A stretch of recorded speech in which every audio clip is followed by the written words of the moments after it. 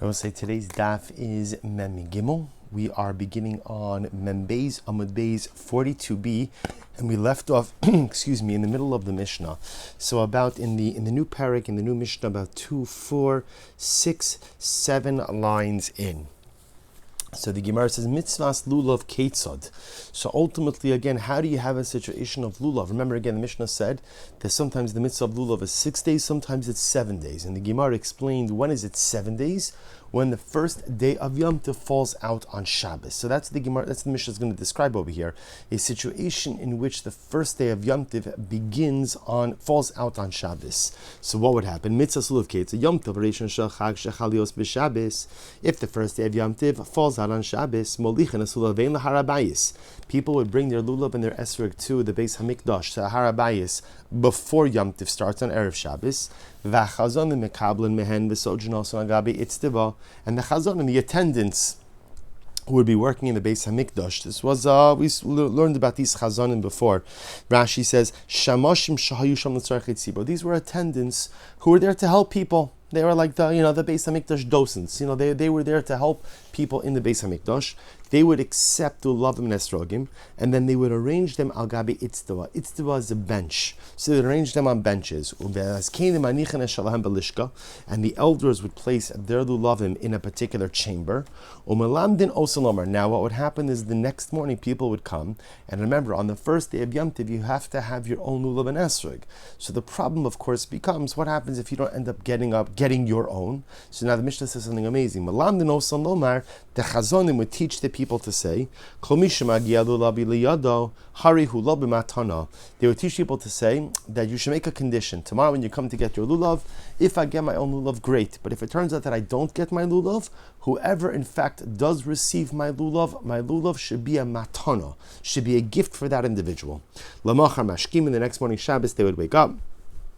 Ubain, they would come early to the Harabayis. V'chazon is zarkin osan lifnehem. But what would happen? In other words, you can't have a situation where everybody comes up one at a time to take their lulav and esrog. It would take years. So the chazon, the shamash, would literally just throw the lulavim into the crowd. V'hein mechatfin umakin ish esra'eu, and just inadvertently, as people are trying to go ahead and retrieve their lulav and esrog, what would happen? They would go ahead and mechatfin, makin. They would end up bumping into each other, hitting each other, clapping each other. Umakin ishes chavero, and they would end up going ahead and inadvertently hurting. Again, obviously there was no malicious intent. No one was trying to hurt each other. But lamaisa, when everybody's trying to retrieve their lulav and esrog, so they end up harming each other. Ukisharel Bezdin sheboli de sakana. When Bezdin saw that now this had become a matter of sakana, hiskinu sheyehe kol echad ve'echad no tavabesa. They instituted an interesting halacha, which is that when the first day of Yom Tov falls out on Shabbos, take lulav and esrog at home. Don't bring it to the mikdash, because if you bring it to the mikdash, what's going to happen? We see chaos is going to happen. So go ahead and take lulav and esrog at home. Again, we'll define the parameters of this takana in just a little bit. To which the Gemara says, Amai, tiltul ba'amuhu v'litchi Shabbos. We'll say the Mishnah makes a very big deal when the first day of Sukkah falls out on Shabbos. You need a whole takana, you could take it. What's the big deal? Remember again, the prohibition to go ahead and pick up lulav and esrog on Shabbos would be a potential of muktzah. Is muktzah. So if there's a mitzvah da'oraisa, a positive commandment to go ahead and take lulav and esrog, so of course that'll trump, of course that will overcome, that'll set aside any type of rabbinic prohibition. So what's the issue? Amarabba, so we'll say we've made mention of this many times. Ultimately, again, Amarabba, gezir shem yitlana biyado, v'yelech eitzel baki lilmo, top of Mem Gimel, v'yavirenu arba amos birshos harabim. This is what's called the Gzeir de Rabbah. Rabbah says, in reality, you're right. On a technical halachic level, the biblical obligation to take lulav and esrog the first day would definitely set aside any halachos of muktzah. Rabbah was concerned that there's a more general issue. What's the more general issue? A person is, Rashi says, maybe doesn't know how to do the nanuim, doesn't know how to shake the lulav, or maybe doesn't know the bracha. So a person's going to want to take their lulav to a chacham in order the chacham could instruct them, and this individual may inadvertently end up carrying the lulav dalid amis in rishos harabim, or from a rishos harabim to rishos hayochid, rishos hayochid to rishos harabim. In other words, a prohibited act of hotzah, of transference of an item from one domain to another. So this is where Rabbah comes along, and Rabbah says that halacha lemaisa, you can't take lulav and esrog on Shabbos out of a concern that you may come to carry it. V'hainu taima de shofar, v'hainu taima de Megillah. And this is the same reason why, if Rosh Hashanah falls out on Shabbos, we don't go ahead and blow shofar. Same idea. There's a concern that maybe a person will take the shofar and walk Dalid Amis in order to take the shofar to the Baal Tokea. Same thing with Megillah. If Purim falls out on Shabbos, we don't celebrate Purim on Shabbos, we push it to Sunday. Right? Ultimately, again, because we're concerned that someone may come to carry the Megillah to the Baal Koreh to read it on their behalf on Shabbos. So the Gemara says, Ihachi Yom Rishon Nami. If that's the case, then even when first day of Sukkot falls out on Shabbos, should this also not be a concern? In other words, the Mishnah, remember, the Gemara is trying to understand over here as follows, that the Mishnah made it clear that when first day of Sukkot falls out on, when anything other than the first day of Sukkot falls out on Shabbos, so halacha l'maaseh we don't take lulav and esrog. Now the Gemara explains why, because Rabbah came along and said there's a concern that you may come to carry the lulav and esrog dalan amis in Rosh Hashanah. So asks the Gemara, if that's the case, even when the first day of Sukkot falls out on Shabbos, you shouldn't be able to go ahead and carry the lulav and esrog or you shouldn't take it. After all, shouldn't there be a concern of hotzah that you may come to transfer it? To which Gemara says, Yom Rishon Nami, Rishon Hatakinu Rabbanan Bebeso. To which the Gemara says, no, that's right. Remember, what did the Mishnah say? The Mishnah said when the first day of Yom Tov falls out on Shabbos, the rabbis instituted people to take lulav and esrog in their home. Now, interestingly enough, as much as the takana to take it at home was a response to the chaotic scene which unfolded in the Beis Hamikdash, the Gemara says that also happens to take care of another issue, which is if you instruct people to take it at home, by definition, there's no concern that one is going to come to carry it. To which the Gemara says, fine, hatinach achar takana, kodem takana ma'ikal meimar, that's fine. That's fine after the takana was made. What about before the takana? In other words, the Mishnah clearly indicates that there was a period of time where there wasn't this takana, which means that on Shabbos, people were able to bring the lulav and esrog to the Beis Hamikdash on Shabbos, or they were able to utilize it on Shabbos. Is there not a concern that at the end of the day they may come to carry it? Ella rishon de'isei min haTorah bigvulin lo gazru b'Rabbanan. So the Gemara says, to which the Gemara answers that at the end of the day, because the first day is Da'araisa, therefore Chazal initially did not make any takana even outside of the Beis Hamikdash. So interestingly enough, what ends up happening here is as follows, that originally the lulav and esrog was taken on Shabbos, even ultimately again outside of the Beis Hamikdash. Then after these chaotic scenes unfolded inside of the Beis Hamikdash, the Chazanim throwing out the lulav, everybody trampling each other. So what happened? They were gozer, they decreed everybody should take the lulav inside their house on Shabbos. And then Rabbah came along and said, no, we don't take lulav and esrog at all on Shabbos. Why? Gezeira shema ya'avirenu dalet amas b'Rosh Hashanah. I have a concern that if we allow you to go and take lulav and esrog, you may come to go ahead and transport it dalet amas in Rosh Hashanah. Now Rashi points out over here something very interesting. Rashi says, Ela Rishon. Rashi says over here, he says, if you skip a little bit in Rashi, Rashi says over here, the Gazu Bei Rabbanim Mishum Chumra de Shabbos Va'apa Mikdash Vim Tomar Nimtzu Beis Din Maslin Lakar Davar Min HaTorah. Rashi asks a very simple question. So Rabbah comes along and says, you shouldn't take lulav and esrog on the first day of Sukkot when it falls on Shabbos. Why? Out of a concern that you may come to transport the lulav and esrog dalid amis in Rosh Hashanah to go to a chacham to show you what to do. You end up transgressing Shabbos, therefore no lulav and esrog. So doesn't that effectively mean that the rabbis are uprooting a biblical mitzvah? There's a biblical obligation to take lulav and esrog on the first day. So how could the rabbis make a decree to uproot a biblical obligation? To which Rashi explains, Beis din masnin lakar davar min haTorah b'shanin b'shev v'al tasa shayni. Quotes over the Gemara Maseches Yevamis that Chazal have the ability to essentially set aside the performance of a biblical obligation by telling you to be passive. In other words, Chazal don't have the ability to actively tell me to violate an Aveira, but if Chazal see that there's a communal need, they could tell me, be passive and don't do the mitzvah. So Rabbah understood there was a real concern over here, that people are going to engage in an inadvertent act of carrying. So he said, don't take lulav and esrog. Aren't you actively uprooting a biblical mitzvah? No, I'm not actively uprooting anything. I'm telling people, shev yal tasa, be passive. Be passive. And ultimately, again, rabbinically encouraged passivity is permitted when that passivity serves to save the general populace from a more severe transgression. So here Rabbah would say, I'd rather tell you to be passive, not take lulav and esrog, rather than to tell you to take lulav and esrog and run the risk of a more severe transgression or of a severe transgression of hotzah. Incredible. So the Gemara says as follows. The Gemara says, good.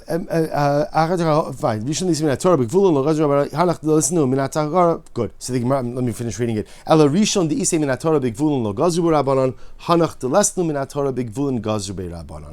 the Gemara says, what about now? So if that's the case, the way the Gemara seems to make it sound is that halacha l'maisa, the original takana was only on days that were not the first, only on Shabbos when it was not the first day Sukkos. So that's the Gemara just said. Rishon de'isei min haTorah, so the first day which is biblically obligated, bigvulin lo gazru. Chazal were initially not gozer, and therefore allowed you to take lulav and esrog. However, hanach delesnu min haTorah, but the subsequent days of Sukkos, which are not biblically mandated to take lulav and esrog outside of the Beis HaMikdash, Chazal stepped in and said you should not take lulav and esrog. Ihachi. Ha'idna nami. If that's the case, then why don't we say the same thing now? In other words, why don't we say, so now, remember, Rabbah made his statement. So now we live in the age of Rabbah. But why don't we practice in the same way? Why don't we say as follows, that halacha l'maisa, just like Chazal were originally not gozer, when the first day of Yom Tiv falls on Shabbos, let's assume that still applies now. That if the first day of Sukkot falls on Shabbos, we do take lulav and esrog. Okay, we'll take it at home. But we do take lulav and esrog. Why ultimately, again, don't we take lulav and esrog now? Contemporarily, we don't take lulav and esrog the first day Yom Tiv when it falls on Shabbos. To which the Gemara says, Ana lo yadina b'kviyad diarcha, because we are not proficient in the calendar. Right? We have a Succah diyoma issue, right? Remember again, in general we have a Succah diyoma, and ours now today we don't, but historically they did have a doubt. Was the previous month 29 days, 30 days? Is today the first day of Yom Tiv, second day of Yom Tiv? So because we always have this halachic or date ambiguity, therefore again Chazal said, don't take lulav and esrog the first day of Yom Tiv, even if it falls on Shabbos. The Gemara says, Inhu diyada b'kviyad diarcha litchu. So if that's the case, the Jews of Eretz Yisrael. So remember again, the date ambiguity only applied to the diaspora.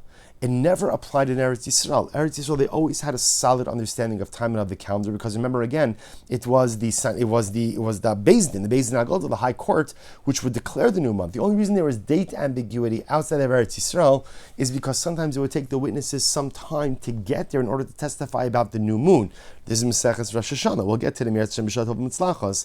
But in Eretz Yisrael, they never had date ambiguity. If that's the case, then at least in Eretz Yisrael, when the first day of Sukkot falls on Shabbos, they should take lulav and esrog. Fine, I accept that outside of Eretz Yisrael in the Gullus we won't do it, but in Eretz Yisrael they should. To which the Gemara says, "Enachinami, you're right. That was in fact the initial practice. The Tani Chada b'Yom Tov Rishon Shel Chag Shechalios b'Shabbos Kol Ha'am Molichin Es U'Levein Laharabayis." Because the Gemara says as follows. Originally the Gemara said, the Mishnah said, that when the people, right, when Yom Tov Rishon, when the first day of Sukkot fell out on Shabbos, people would bring their lulav erev Shabbos to Harabayis. That's a reference to the Beis HaMikdash. Another Mishnah, V'tanya Idach, which was again the Mishnah we had on Mem Aleph Amud Beis, LeBeis HaKnesses.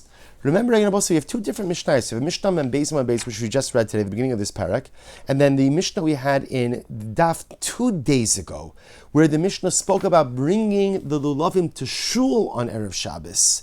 To which the Gemara says, listen to this. The Mishnah we just read on Mem Beis Amud Beis, that's talking about bringing lulav and esrog to the Beis HaMikdash. And the Mishnah on Mem Aleph Amud Beis, what is that referring to? That's referring to in Eretz Yisrael, they would bring their lulavim to shul on Erev Shabbos. So what do you see from here? You see from here that in Eretz Yisrael, where there was no date ambiguity, they would take lulav and esrog on the first day of Yom Tiv, even when it fell out on Shabbos. Just the difference was, in order to avoid any potential hotzah, they would bring it to shul on Erev Shabbos. To which the Gemara says, Shmamina, see from this that indeed this was the case once upon a time. So this is fascinating because you see like an entire evolution of Gzeira. Once upon a time there was this distinction that ultimately, again, even after the Beis HaMikdash, there was this time, or even, right, there was this time where when the first day of Yom Tov fell out on Shabbos, in Eretz Yisrael, they would take lulav and esrog even outside of the Beis HaMikdash. In the diaspora, we never did. Why the difference? Sveka Diyoma. In the diaspora and Galus, there was a discussion or there was a doubt about what the date was. So you're not sure, is it the first day, is it the second day, or is it the first day, is it Erev Yom Tov? And therefore, again, they would not take it, no matter what the circumstances, on the first day of Yom Tov that fell out on Shabbos. But in Eretz Yisrael, where they were sure about the date, halach l'maisa, even outside the Beis HaMikdash, they would take a little bit of on the first day of Yom Tov. Incredible. So the Gemara says, Shmamina kan bizman she'Beis HaMikdash kayum, kan bizman she'ein Beis HaMikdash kayum shmamina. So you see from here that halach l'maisa, not only did they take lulav and esrog on the first day of Yom Tov, which fell on Shabbos in the Beis HaMikdash, but even after the destruction of the Beis HaMikdash, they would still continue to do so in Eretz Yisrael, because in Eretz Yisrael they knew definitively which was the first day. First day, there's a biblical mitzvah to go ahead and take lulav and esrog. They would do so even on Shabbos. In the diaspora, already they would not. Incredible. To which the Gemara says, how do we know that halacha l'maisa outside of the Beis HaMikdash, that there is a biblical obligation to take lulav and esrog on the first day? Right? The Gemara made that statement before, that not only is there a biblical obligation to take lulav and esrog inside of the Beis HaMikdash, but even outside of the Mikdash. Where do we know that from? To which the Gemara says, Minalon, the Sanya ulakachtem, because the pasuk says, and you shall take shetehei lekicha biyad kol echad ve'echad, that teaches us that every person must take lulav and esrog. Lachem, when it says lachem, mishel lachem, it means the lulav and esrog has to belong to you. Lahotzias hashal v'esagazel, to exclude a borrowed lulav or a stolen lulav. Bayom, what does bayom teach me? It's just darshaning the pasuk. Afilu b'Shabbos. Bayom teaches me that I even take lulav and esrog even on Shabbos. Rishon, afilu bigvulin. And Rishon means that what? That on the first day of Yom Tov, if the first day of Yom Tov falls out on Shabbos, that halacha l'maisa, you take lulav and esrog even outside of the Beis HaMikdash. Harishon, the first, because that's the definitive article v'hei. Melamed she'eino docha el Yom Tov rishon bilvad. Teaches us, however, that halacha l'maisa, it is only when the first day of Yom Tov falls out on Shabbos that the first day of Yom Tov is docha Shabbos. To which the Gemara says, I'm sorry. Good. So the Gemara says, Amar Mar, Bayom Afilu b'Shabbos, Michdi Tiltal Ba'amahu. So the Gemara says, I don't understand, why do I need a drasha? The Gemara is reverting back to its original question. The Gemara says, at the end of the day, why do I need a pasuk to teach me that you could take a little bit of an esrog on Shabbos? After all, isn't the only issue involved over here a potential muktzah one, and muktzah's dirabanan? So why would I need a drasha to teach you that I could fulfill a biblical obligation in the face of a rabbinic prohibition on muktzah? Isn't that obvious? To which the Gemara says, it's dirchra lemishrei tiltul. Ultimately, again, Halacha l'maisa, the Gemara says, do I need a pasuk to permit the movement of muktzah? Rashi says the prohibition of muktzah wasn't even advanced yet. So what do I need the pasuk for? Amar Rava, lo nitzcha l'machshirei lulav. This is fascinating. Rava says, no. When it says bayom, and bayom permits you to take lulav and esrog even on Shabbos, what it's allowing you to do is as following. Machshir lulav, the preparatory acts to allow one to fulfill the mitzvah of lulav and esrog. What does this mean? Valiba dahai tana, in accordance with the following tana. Tisanyo lulav v'chol machshirav dochen es hashavz Rabbi Eliezer.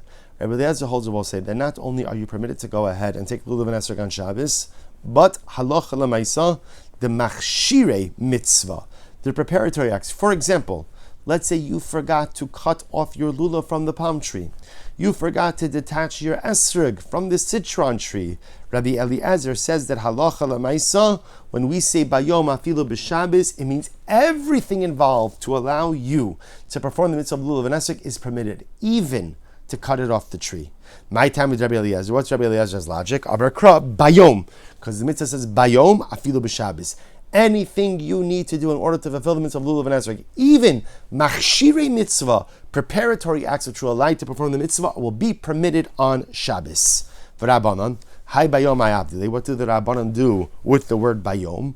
Mi boile bayom velo balayla. They use that to teach you the halacha that lulav could only be taken by day and not at night. To which the Gemara says, Rabbi Eliezer, bayom v'lo balayla minale. Where does Rabbi Eliezer know that you can only take lulav and esrog by day and not at night? Nafgale miseifa dikra. He learns that from the end of the pasuk. What's the end of the pasuk? Usmachtem lifnei Hashem Elokechem shivas yomim. The pasuk says, "You shall rejoice before Hashem your God for 7 days." Yomim velo leilos, days and not nights. Days and not nights. V'Rabbanan. So therefore, again, the Gemara says, since it says by the taking of the lulav and esrog, usmachtem lifnei Hashem shivas yomim. Lulav and esrog only applies by day, not at night. V'Rabbanan. Why don't the Rabbanan learn it out from here? Ime hasam hava mina leilif yomim yomim Succah. Because if you're going to learn it out from yomim, I might have thought that maybe I learned it out of Gzera Shavav Yomim Yomim from Succah. Malahalon Yomim Afilu Leilos. By Succah it says Yomim, but Yomim means what? Days and night. The mitzvah of Succah is by day and by night. Afkan Nami Yomim Vafilu Leilos. So maybe when it says Yomim by Lulav, it also means day and night, just like Yomim by Succah. The Sukkah Gufam. By the way, how do you know that Succah, that Yomim by Succah means day and night? The Tan Rabbanon. Basukkos Teishu Shivas Yomim. The pasuk says you shall do on the Sukkah 7 days.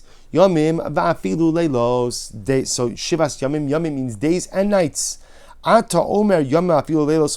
Yom v'lo leilos. Maybe you'll say no. Maybe Shivas Yomim means you only have to live in the Sukkah by day, but not at night. So the Gemara says v'dinhu. I'll tell you it's kavachomer. Nemar kan yomim v'nemar b'lulav yomim. It says over here by Sukkah yomim, and it says by lulav yomim malahalon yomim v'lo leilos afkan yomim v'lo leilos. I'll advance a cogent argument. It says yomim by lulav and esrog, and it says yomim by Sukkah. Just like yomim by lulav and esrog only means by day, so too yomim by Sukkah also only means by day. Okay, lechal derech zu. Or I can advance a different argument. Nemar kan yomim. It says over here yomim by Sukkah. V'nemar b'miluim yomim, and it says by miluim. So I will say, so again, by miluim, remember again, is the inauguration of the Mishkan. So remember again, the Kohanim sat by the entranceway of the Mishkan, did the abode by the entranceway for 8 straight days. B'miluim, so the Gemara says, Malahan yomim v'lo leilos, just like by the miluim, the Kohanim were not permitted to leave the entranceway of the Ohel Moed, of the Mishkan, day and night. Afkan yomim v'afilu leilos. So too over here, ultimately it means yomim and leilos. Sukkah also means yomim v'leilos. So the Gemara says, Nira lemi dome. So the Gemara says, let's see, to what should it best be compared? So done in davar shemitzvasa chalem davar shemitzvasa kolayom va'ayochiach davar shemitzvasa sha'achos. I could say better to compare Sukkah to miluim, because Sukkah and miluim both have a mitzvah the whole day. Masha'en kain lulav and esrog, there's only a mitzvah part of the day, right? Only a mitzvah part of the day. So the Gemara says, and don't go ahead and try to. In other words, we'll say the shaila is, you have 2 things you could compare Sukkah to. You could compare Sukkah to lulav and esrog and say, just like lulav and esrog only applies by day, doesn't apply by night, so the Sukkah only applies by day and not by night. Or you could compare Sukkah to the milum, to the inauguration, because everything has lashon of yomim. Just like by the miluim, the inauguration process was by day and by night, so too Sukkah is by day and by night. So the Gemara says, so which one should you compare Sukkah to? Should you compare Sukkah to lulav and esrog or to miluim? To which the Gemara says, well, better to compare Sukkah to miluim, which apply day and night, and not to lulav, which only applied not even for a whole day. You don't have a mitzvah to take lulav the whole day. You have a mitzvah to take lulav sha'achos at one point in time during the day. Okay, lechal derech zu. Or you could advance a counter argument. Davar shemit done in davar shemitzvaso ledoros mi davar shemitzvas ledoros. Or better yet, I would say, let's learn out Sukkah from Lulav, because the common denominator between Sukkah and Lulav is they both apply for all future generations. Whereas Miluim, right, the halachos of the inauguration only apply when? For that particular time. There was no other halacha, no other time where the halachos of the inauguration applied. Talmud Lomar, therefore the pasuk says, Mem Gimel Amud Beis, Talmud Lomar, Teishvu ligzera shava. The pasuk says Teishvu, right? Ne'amar kan Teishvu. It says by Sukkah's Teishvu shivas yom. It says by Sukkah you should dwell. The Ne'amar b'miluin Teishvu, and it says by the miluin, by the inauguration, Teishvu as well. Malahalon yamim va'afilu leilos. Just like by the miluim, we know that it means day and night. Afkan yomim vafilu leilos. So too over here, it also means yomim as well as leilos. It means also day as well as night. So I will say, so again, so kind of backing up a little bit, so halacha l'maisa, the Gemara indicates to us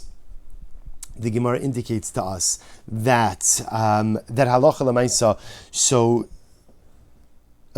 that Sukkah is learned out from Miluim, that just like Miluim was by day and by night, so too Sukkah ultimately again is by day and by night, and Sukkah is not learned out from the halachos of lulav, because lulav only applies sha'achas. Now, I just want to share with you something interesting. The Rambam, So the Rambam, advantage of doing the daf like this. So the Rambam paskins, interesting halacha over here. So this is in Perek Zayin halacha Yud Gimel in Hilchos Lulav. Let's see if I could do this quickly. We'll do it now. Otherwise, Emir Hashem. So Perek Zayin halacha Gimel. So just listen to this. Rambam writes as follows. Rambam says, Halacha Yud Gimel, excuse me. Perek Zayin Halacha Yud Gimel. Rambam writes as follows. Mitzvahs, this is Perek Zayin Halacha Yud Gimel Hilchos Lulav. Mitzvahs Lulav lihinata b'yom rishon shechag bilvad b'chol makom u'b'chol zman v'afilu b'Shabbos. So here the Rambam is quoting the pure halacha. The pure halacha is that on the first day of Yom Tiv, there is a mitzvah to take lulav and esrog, and that mitzvah applies b'chol makom, anywhere you are, Beis Hamikdash, Eretz Yisrael, Chutz La'aretz, u'b'chol zman, meaning when the Beis Hamikdash stands, when the Beis Hamikdash doesn't stand, afilu b'Shabbos. Right? So there's a mitzvah da'oraisa to take lulav on day one, wherever you live and whenever you live. Ubemikdash levado, notlin also b'chol yom v'yom b'shivas me'achag, shneimar smat le'Hashem Elokechem. But again, the halacha is, in the Beis Hamikdash, they would take it all 7 days. Okay? The Rambam then goes on to say, Chal yom HaShabbos lios b'sochi me'achag, Eino nitl b'Shabbos gezerah shemei leichana b'yado arba'am tush surabim kimo shegazu b'shofar. However, again, if Shabbos falls out on any of the other days of Sukkot, then we won't take the lulav and esrog, gzera derabba, out of a concern that you may come to go ahead and carry the lulav and esrog dalet amis and rosh hashanah. Okay, so that's how the Rambam paskins. The mitzvah da'oraisa of Yom Rishon lulav and esrog applies anywhere, everywhere, and at any time. Right?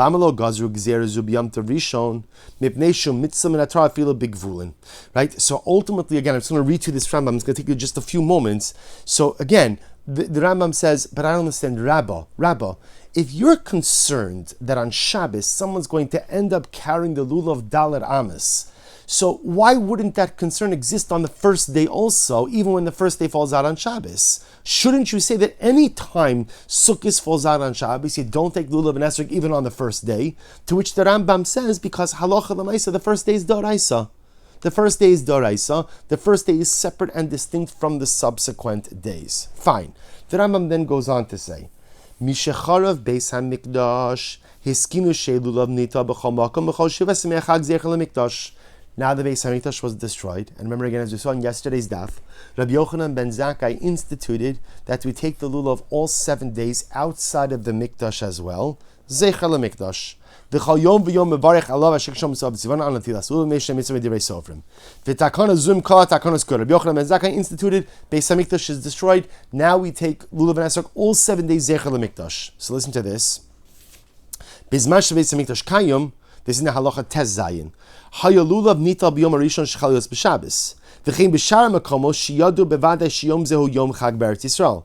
Aval makomos arachokim. So now the Rambam is reverting back a little bit. So when the Beis Hamikdash stood, so remember again, lulav was taken everywhere first day. Everywhere first day. In the mikdash, outside of the mikdash, anywhere where you knew for sure it was the first day of Yom Tiv, you took the lulav. Here we go.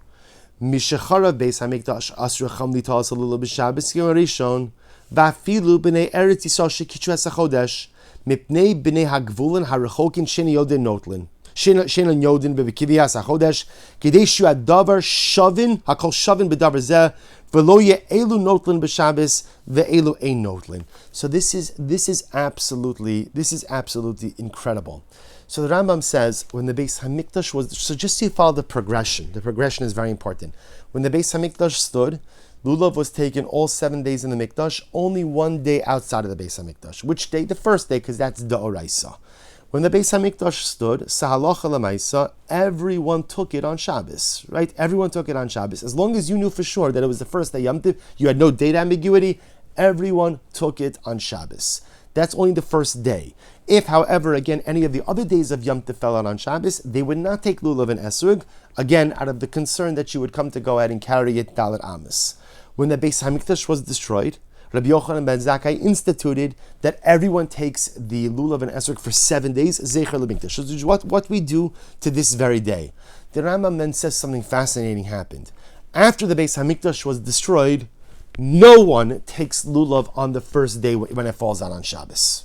Or no one takes lulav and esrog ever on Shabbos. Whether it's the first day Yom Tov, the second day Yom Tov, the seventh day Yom Tov, doesn't make any difference. Once the Beis Hamikdash was destroyed, no one takes lulav and esrog on Shabbos. And the reasoning that Rambam says is amazing. The Rambam says because once the Beis Hamikdash is destroyed, Jewish communities are scattered.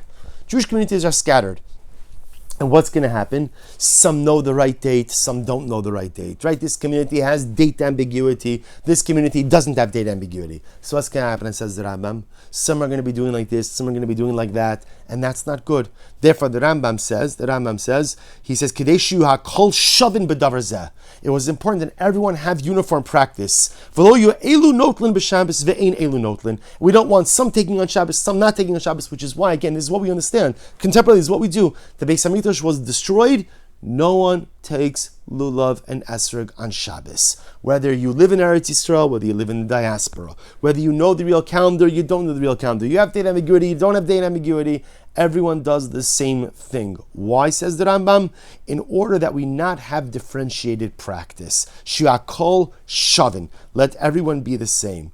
So it's interesting to notice as follows. And then we'll have to go on. There's so much to say about this. The Rambam seems to be so concerned with everybody doing the same thing. Be it if you think about it, even when the Beis Hamikdash stood, people weren't doing the same thing, right? In the Mikdash, they were taking the lulav all 7 days. Outside of the Beis Hamikdash, only 1 day, right? And already, again, even in times of the Beis Hamikdash, if you lived in a place where there was date ambiguity, you wouldn't take it day 1 that fell out on Shabbos because you weren't sure, is it day 1 or is it day not? So it's not like you had uniformity of practice when the Beis Hamikdash stood either. But perhaps it's such an incredible Musar Haskell. You see, also when we think about what was the power of the Beis Hamikdash, right? What is it that's so special about a Beis Hamikdash? What is it? It's a beautiful building. Baruch Hashem, Klal Yisrael has no shortage of beautiful buildings. We could build beautiful buildings from here until tomorrow. The power of the Beis Hamikdash was that it was a koach hama'achid.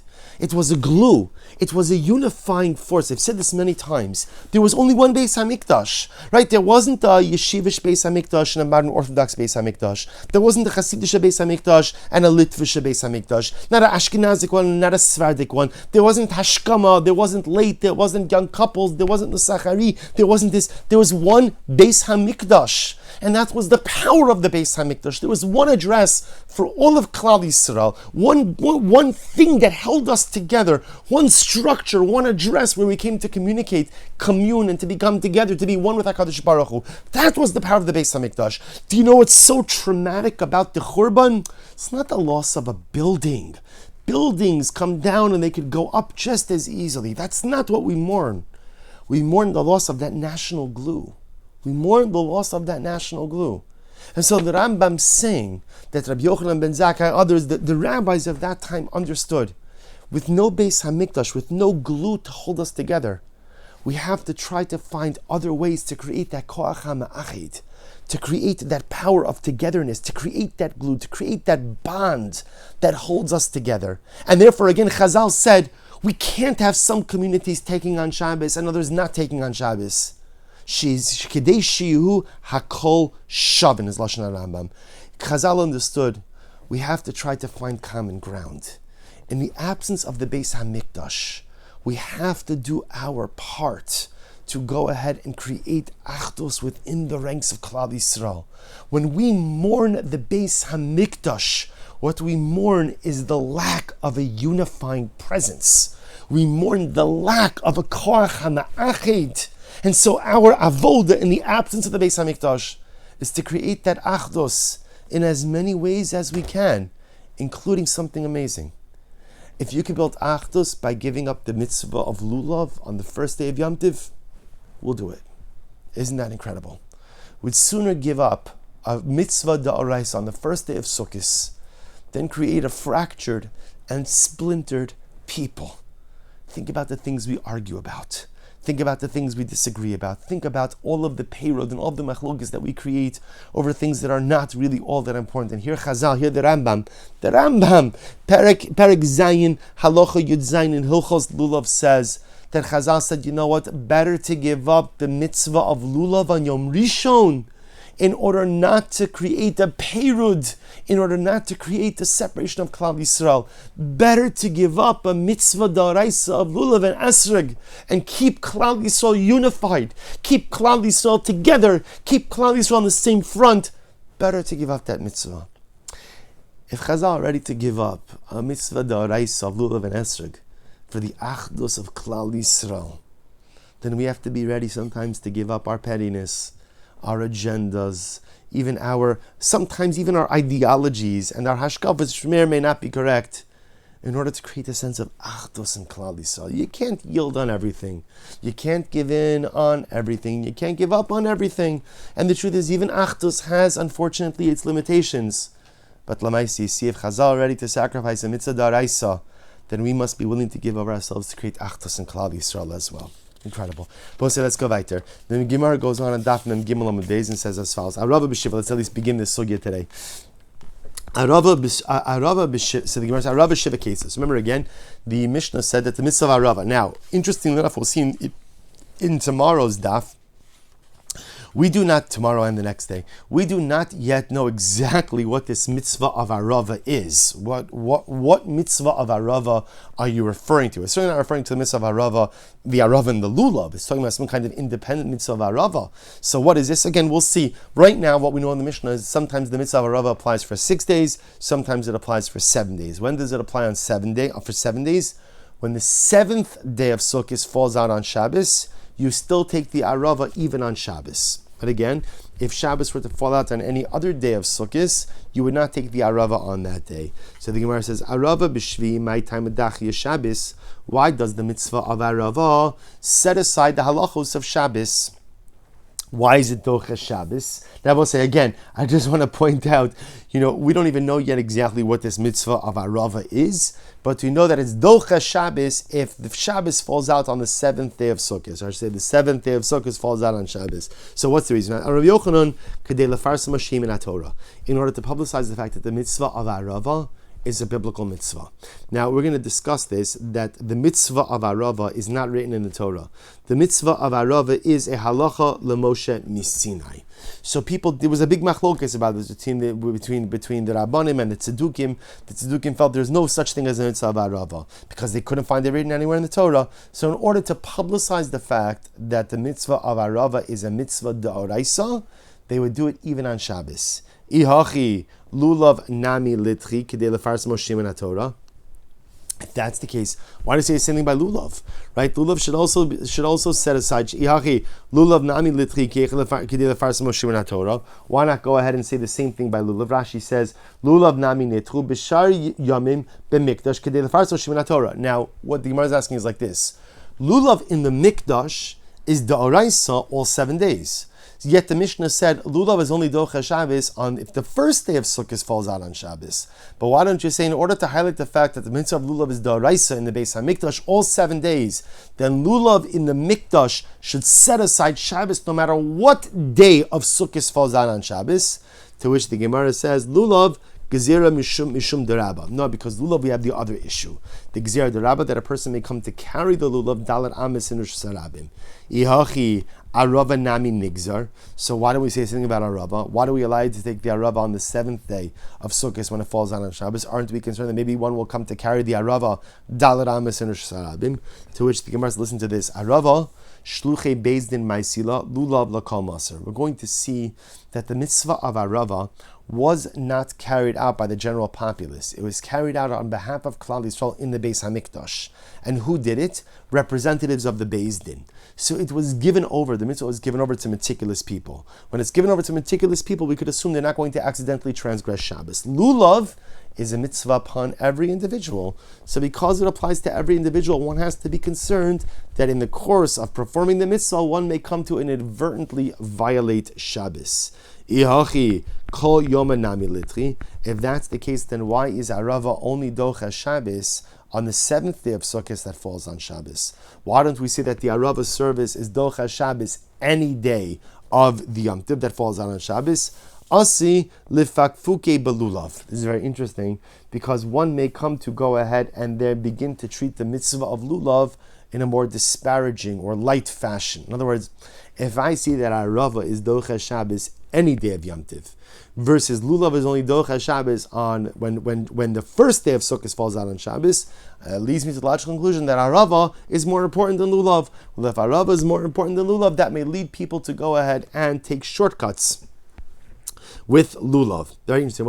It's actually interesting, kind of like how the human psyche works, is that, we create levels of importance. So the more important something is, the less prone I am to take shortcuts with it. The less important something is, the more prone I am to take shortcuts with it, or just treating it with less regard. It's just the way we work.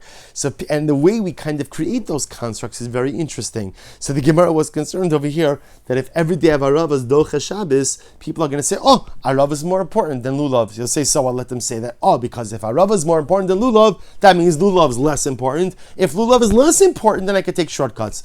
Which tells you why you have to have a proper hierarchy in life to make sure I really know what's important, what's less important, because human nature is such, you will always take shortcuts with the things that you deem to be less important. So make sure you have the right hierarchy of importance in life. So the Gemara says, "Velitri b'yom tov rishon."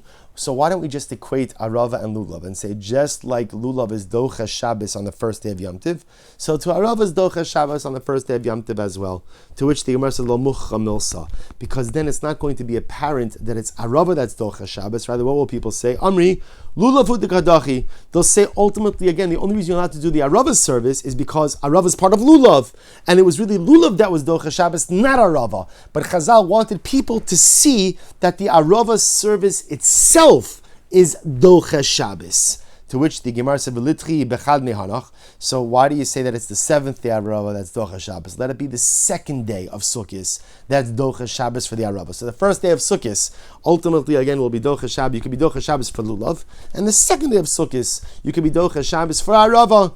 To which the Gemara says, "Kevan the kamafkis lemi rishon ukma shvi." Because essentially, once you are taking the Arava out from the first day, in other words, once you're going to say that it's not the first day, it's Docha Shabbos, it makes sense to put it on the other end, right? To make it just discernible and noticeable. So Lulav is Docha Shabbos on day 1, Arava is Docha Shabbos on day 7. Ihochi ha'idna nami litchi. If that's the case, so presently, why don't we say that the Arava service should also be Docha Shabbos? Now again, the Gemara is presupposing that there would be an Arava service now also, to which the Gemara says, because we're going to discuss, again, we'll discuss, just to say this, we do the Arava service. We're going to discuss, we do it on Hoshana Rabbah. On our Hoshana Rabbah, day number 7 of Sukkot. We'll discuss in the Gemara.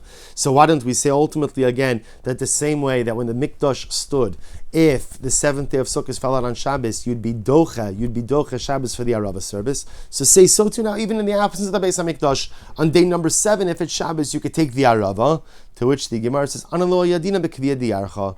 So the Gemara says, that's because we don't do it today because we're unsure about the calendar, right? We have this calendrical or this date ambiguity. The Gemara says, well, if that's the case, if that's your issue, Nami Litchi, if that's the case, to which the Gemara says, I'm sorry, he said, Inhu, if that's the case, fine. So that works for people who have date ambiguity, but for people who don't have date ambiguity, so the Arava service should be Docha Shabbos when it falls out on the 7th day of Sukkot, even today.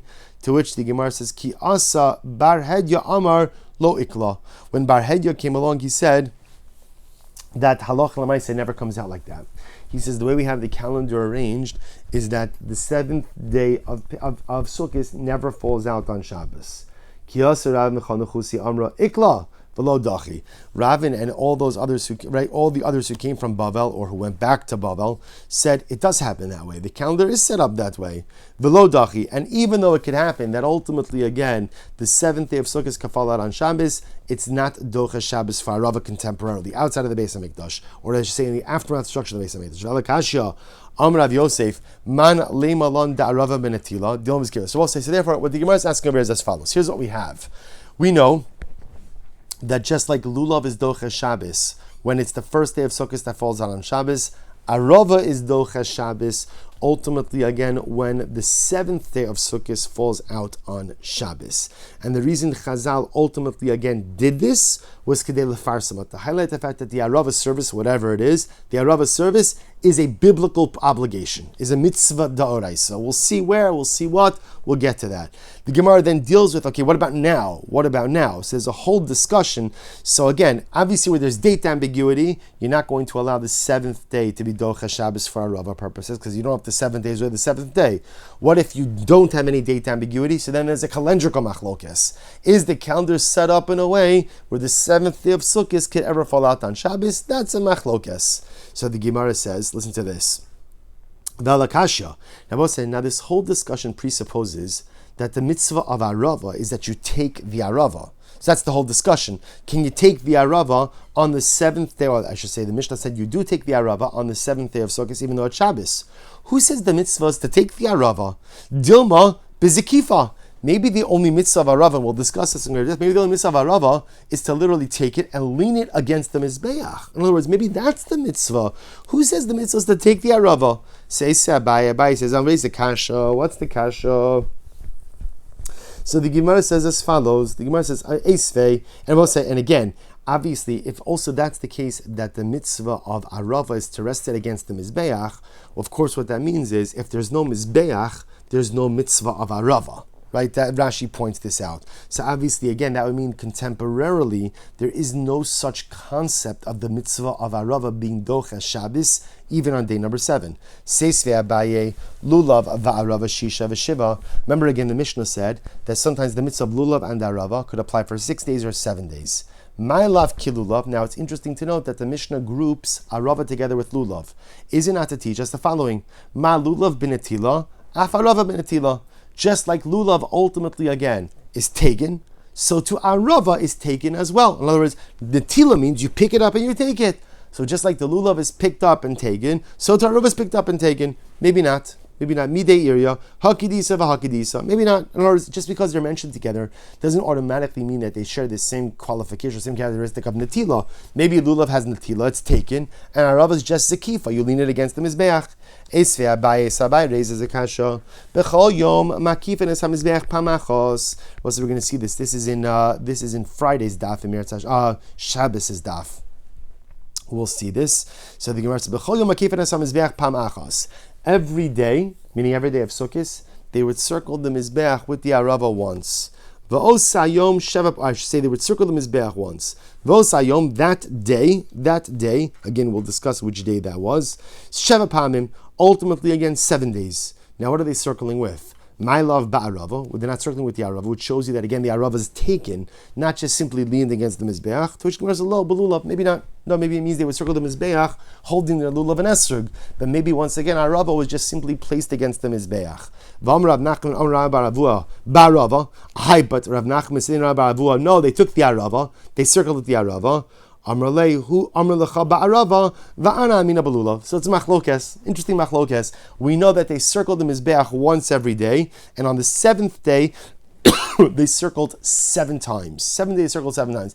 There's a machlokes what they circled with. One opinion says they circled with the Arava. Other opinion says that they circled with the Lulav and Esrog. So obviously, according to the opinion who says that they circle with the Arava, that means the Arava is benetila. You take the Arava, you don't just lean it against the Mizbeach. Itmar. Shabbos said the Gemara now discusses this as a machlokes.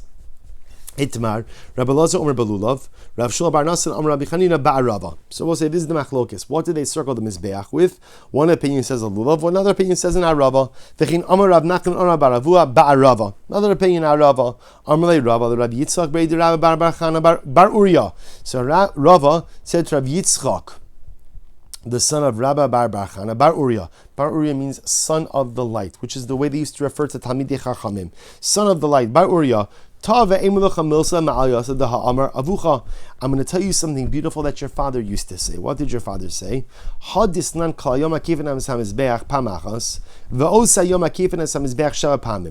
Mishnah said, and we'll see this Mishnah, when the Mishnah said that they would circle them every day, they would circle the Mizbeach once, but on that day, the seventh day of Yom Tov, they would circle 7 times. Your father said over the name of Rabbi Lazar, Belulav.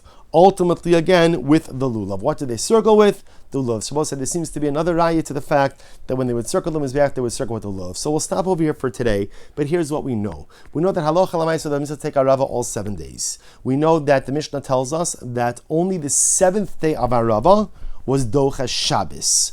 Why?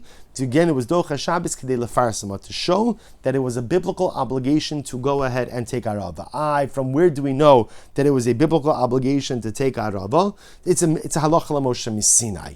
What we now see is as follows. We now begin to see Beis Hamikdash practice. What does Beis Hamikdash practice? Every day of Yom Tov, they would circle the Mizbeach once. On the 7th day of Yom Tov, they would circle the Mizbeach 7 times. What would they circle with? This is a machlokes. One opinion says lulav and esrog, the other opinion says ba'arava, with the aravas, and ultimately we'll resolve that machlokes and understand the arava practice in tomorrow's daf. Shkach Bosai, wishing everyone a wonderful day.